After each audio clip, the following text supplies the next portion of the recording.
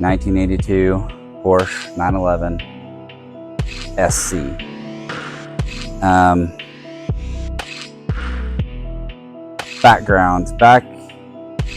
Some more background, some detailed background. My dad was in the military. He had military friends.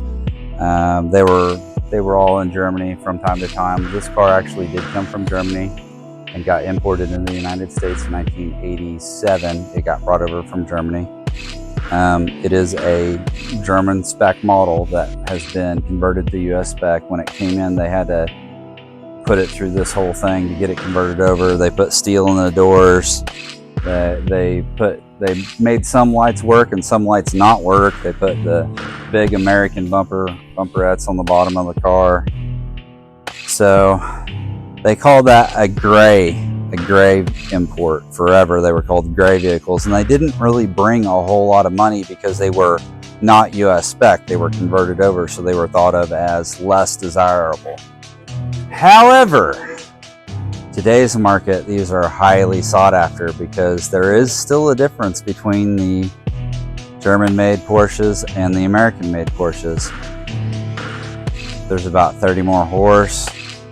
Now that the car is this old, we can go ahead and put more of the German stuff back on it to make it what it truly is. The owner didn't buy it new, but he bought it almost new. He bought it in '83. So, more backstory on me. I used to live in Joplin when I was born. I live in Webb City now. And if you're familiar with the bad neighborhood of Joplin, and it's kind of like Mad Max 1, where the first signs of the downfall of society are happening, and there's all this turmoil between the haves and the have-nots, right? So this has been setting on the property until the city got onto them. More backstory. 2011, the Joplin tornado happened. 2 weeks before the Joplin tornado happened, this car was sitting in Sharp's Imports on 20th Street in Joplin. That tornado that came through in 2011 wiped out Sharp's Imports. And this car was 2 weeks away from getting flattened like a pancake at Sharp's Imports. I can talk about Sharp's because they're no longer in business, but they were the import place of Joplin. They got you the parts, they could work on them, they did all that stuff. So this was just serviced in 2011 before it got tucked away and the tornado happened. We'll put a link about the house that got torn down that's going to tell more of the story of the Porsche. So it's not that we wanted to tear the house down. And I say we, family, friends, family, wanted to tear the house down. It's that, so they agreed to let the city come in and tear the house down.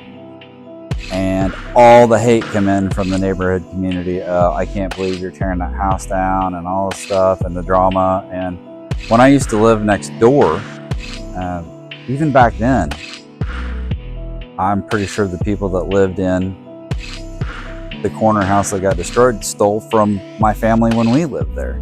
He finally said, hey, we're gonna tear it down. And we're like, okay, fine, but just the house, leave the garage where the Porsche was sitting. And the agreement that the city had with the people that they paid to come tear the house down, they got everything on the lot. And I am so thankful that they opened the door on the garage before they tried pushing it over, because they weren't supposed to touch the garage. But they had pried the door off the hinges. They were thinking they were going to get a car when they saw it was in it, because that was their agreement. They get everything on the lot to take out for scrap. They're like, whoa, hey. So the house got torn down on Friday.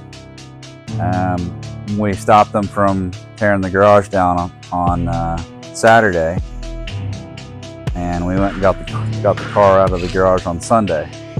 So along with the vandalism in the house and the stealing of the air conditioners and everything else, the garage that this set in was boarded up. You couldn't see that it was in there. You couldn't see anything about it.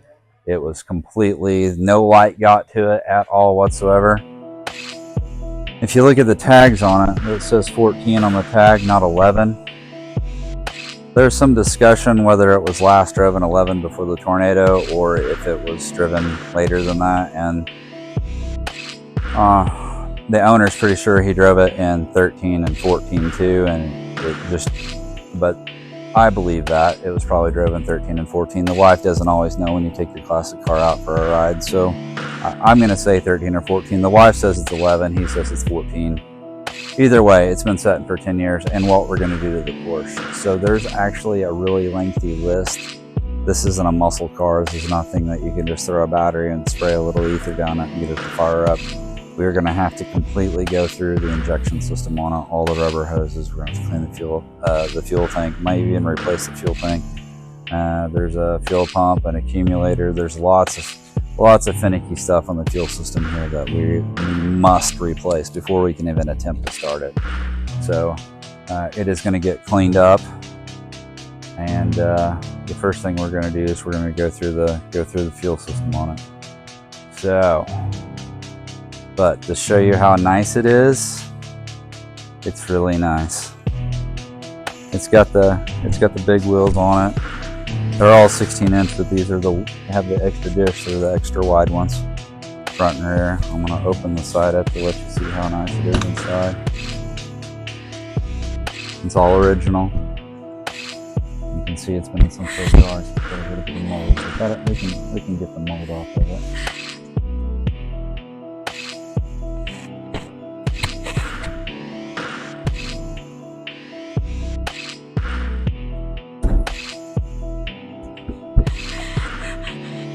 Blue on blue.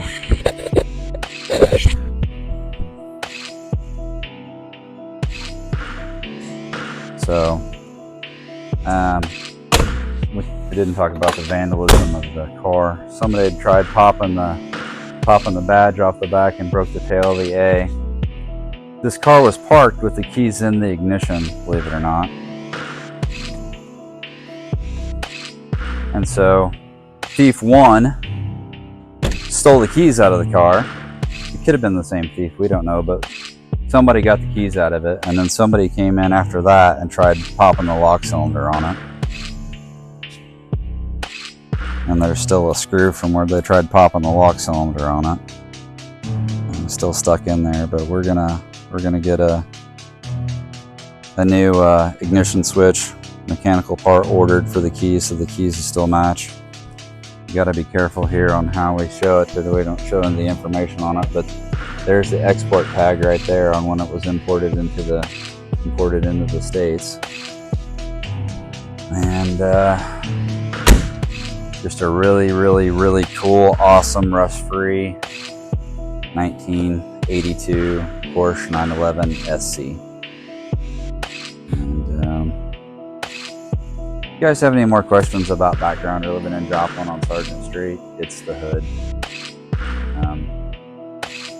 It is now, but anyway, feel free to ask some questions, or even ask, Sargent Street, Joplin, the tornado, this car, the story behind it, some of the stories this car has about being on the Autobahn. We have a few, so